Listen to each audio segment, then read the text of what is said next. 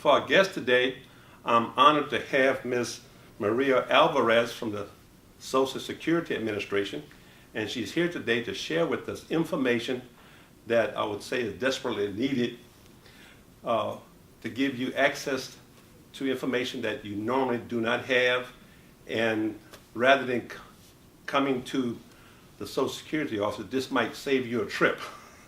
So we have a lot of information to cover, and in doing so, I'd like to start by thanking Ms. Alvarez. Thank you for coming on board, and like I said, I'm honored to have you guys here. So tell me, let's start off with what is the first topic you want to start off with? I'm hoping. Okay, can you tell me? Go ahead. Thank you, Greg, and it's a pleasure to be with you and on Veterans Corner today to share our program information. I think the best place to start is with basic eligibility criteria for our two disability programs. There's a lot of confusion as to what we have available, since we do have two different disability programs available. Yeah, Two different programs available. I wasn't aware of that. I thought Yes. we all was under one roof. Absolutely. We have the Social Security Disability Program, which I'm sure you're familiar with, and the one that most people are familiar with, which has to do with when you work and pay into Social Security and you become insured for benefits. But we also have the SSI, or Supplemental Security Program, which is not dependent upon contributions to Social Security. It is a needs-based program, and it's funded through general tax dollars. Okay. You do also have to be disabled to get benefits from SSI, but you also have to meet income and resource criteria, which is not a criteria for the Social Security Disability Program, since that's an entitlement program. Okay. So yeah, it's important because some people may not have had the opportunity to work long enough to pay into the system, but they are disabled and need some type of assistance. Okay. Well, I'll tell you what, you mentioned about disability. One of the criteria, what percentage are you talking about? Is it 30%? 40%? For Social Security disability, unlike VA disability, which you can have a partial disability and be paid benefits, for Social Security you have to be unable to do any type of work, meaning you have to be 100% disabled. It's not just your usual work. We do look at your past work history, but you have to be unable to do any type of work. So it is a program of last resort as far as disability is concerned.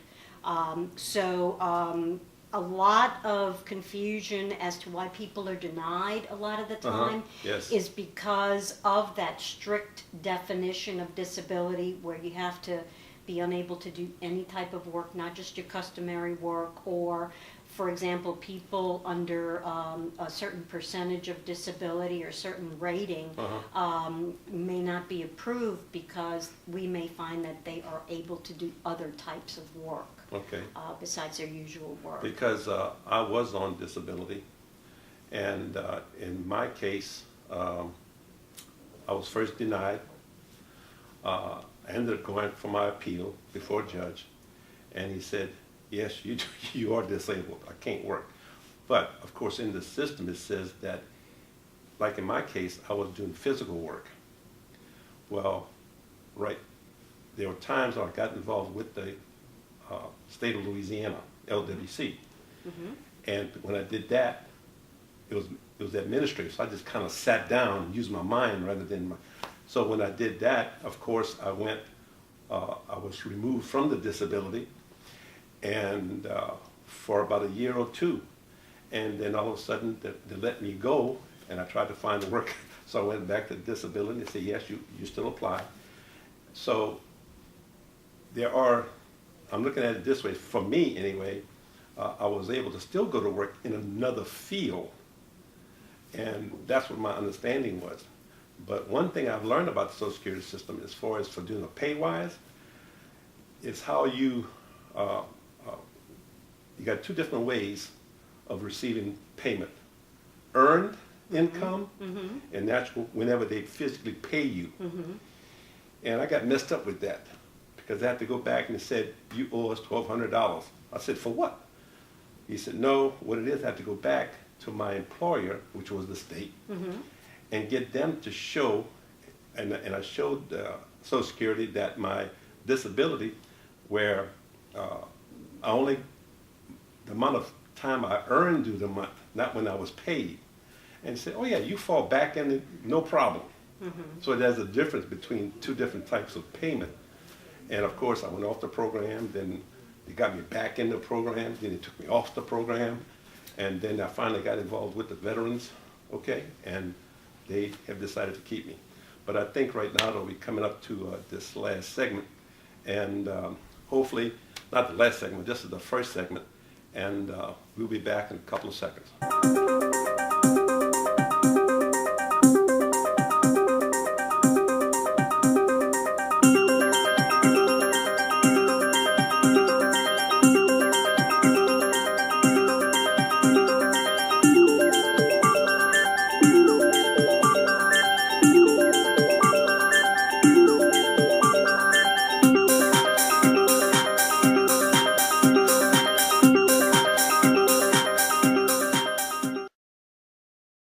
We're back with Ms. Alvarez, and I think she's going to go to another topic that in reference to different types of disability payments.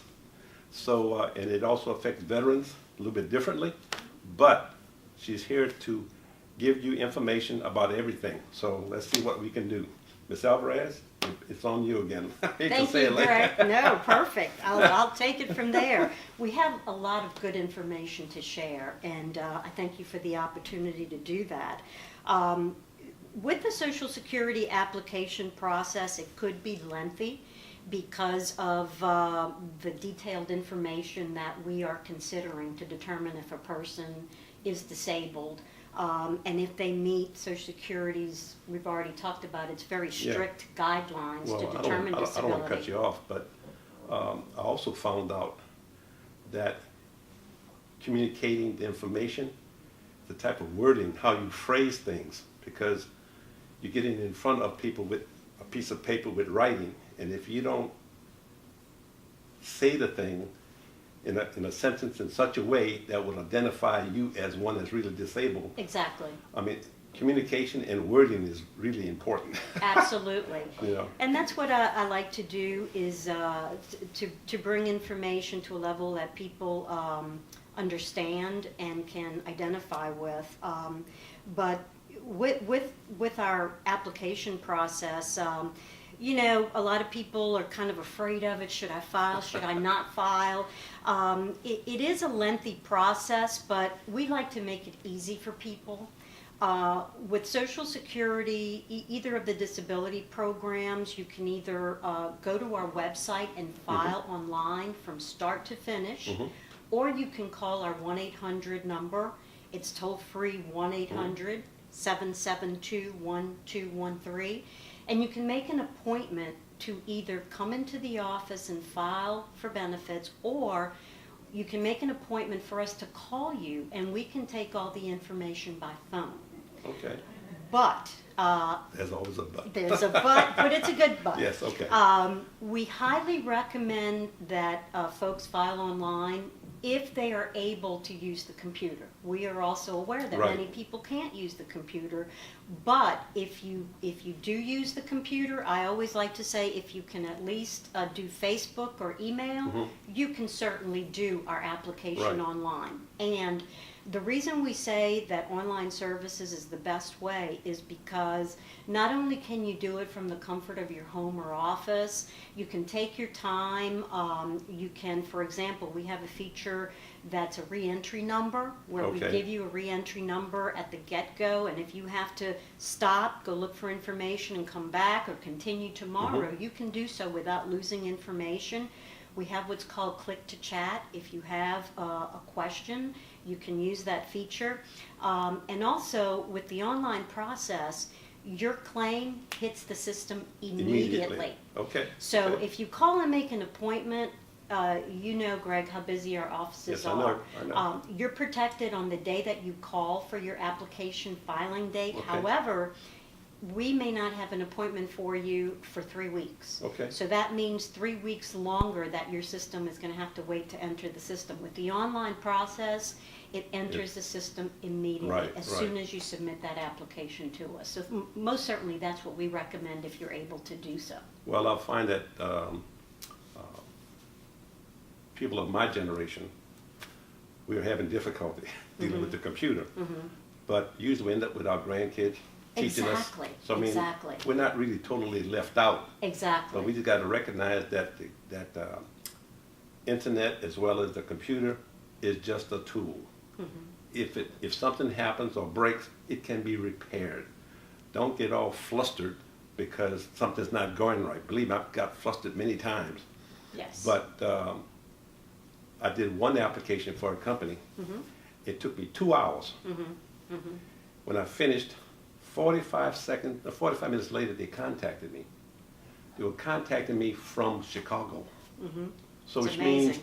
Which means you don't know where this application is going anywhere in the States. So don't get afraid, of dealing with the computer.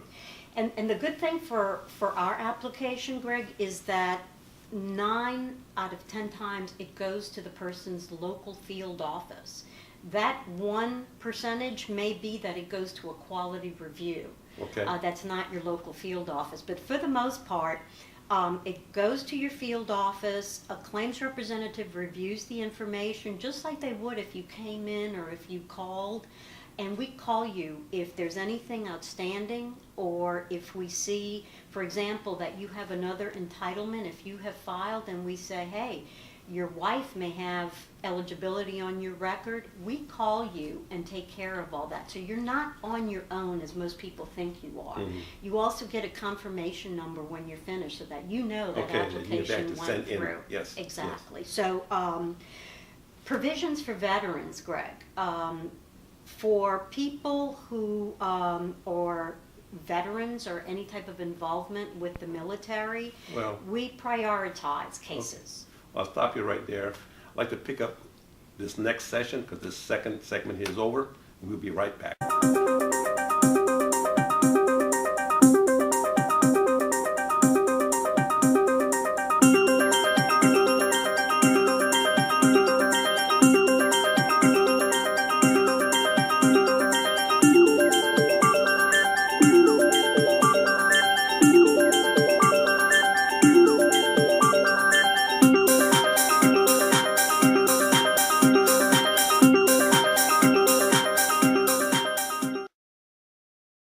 We're back with Mrs. Alvarez, and I believe she's going to pick up where she left off in reference to veterans dealing with the Social Security.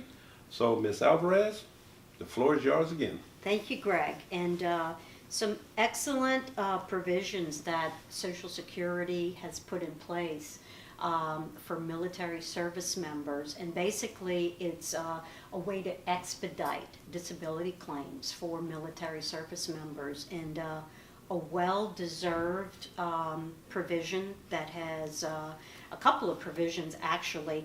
Effective November of last year, SSA and the Veterans Administration put provisions in place to where when we have to request medical documentation from the VA, it's done totally electronically without any human intervention.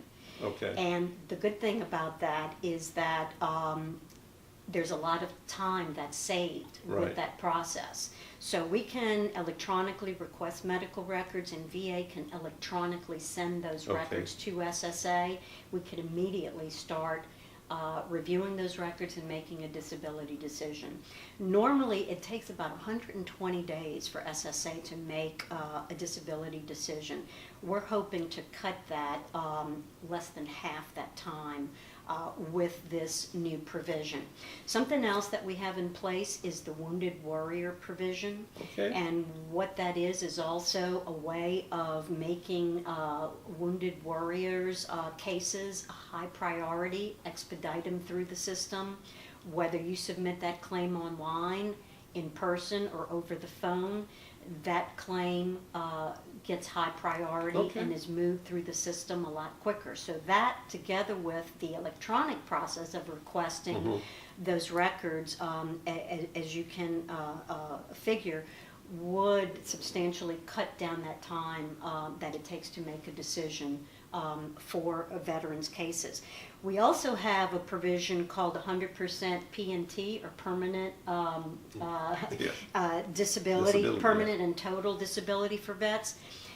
If you have that rating through VA, although it doesn't guarantee that your claim will be approved with SSA, it's pretty much assumed that it will be approved. Once again, if you identify yourself and you present a letter of 100% P&T, that is expedited through the system, and you will get a decision in less than half the time. Well, I'll tell you what, working with the VA, they get one compensation check, not two. I want to get that straight, because people think I'm getting something from the VA and I'm also getting something from Social Security. We put in Social Security, but we also got a retirement or like a benefit at the end of our times, $90 a month or whatever. But basically, you just get one check. That covers both of them. The VA compensation does not affect the Social Security disability there we check. go. Now, it would affect the SSI because it's a needs-based program, but not the Social Security disability if it's a compensation for benefits. Now, I'm not sure how the VA looks at that, if they take into account what we're paying to see how much they can still pay. That might be what you're thinking of, actually. Well, I interviewed another veteran advocate, and he is totally, his mindset is like this.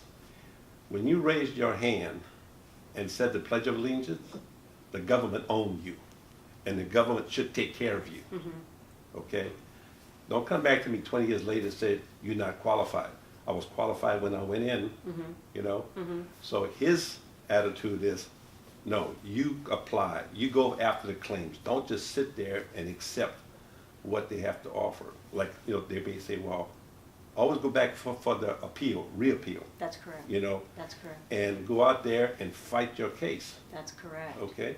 And that's something that we too at Social Security advise individuals. If you are denied and you believe that your condition qualifies as a qualifying condition for Social Security disability, by all means appeal. We give you 60 days to appeal, and we recommend that people appeal instead of just filing new claims. And the reason for that, Greg, is that when you file an appeal, it protects your benefits through that first application date. Okay. If you don't appeal and you just start over, Then that's a you whole may new be ball losing game. Yeah. benefits if you're finally approved somewhere down the line. Yes. So absolutely, file your appeals. Once again, something that can easily be done online now is to file your appeals if you're denied, whether medically or for some other reason. Well, I tell you, I'm of the Vietnam era, okay? And I've met a lot of Vietnam vets who do not want to have anything to do with the VA. Why? Because of the way we were treated when we came back to America after Vietnam. I'm just saying this, like for me, it was 40 years before they accepted me into the medical program. Yes. Okay? So I'm running across a lot of people that want to fight, but they kind of upset. And I believe that we come to the end of this show, this third segment, and I want to thank her for visiting with us.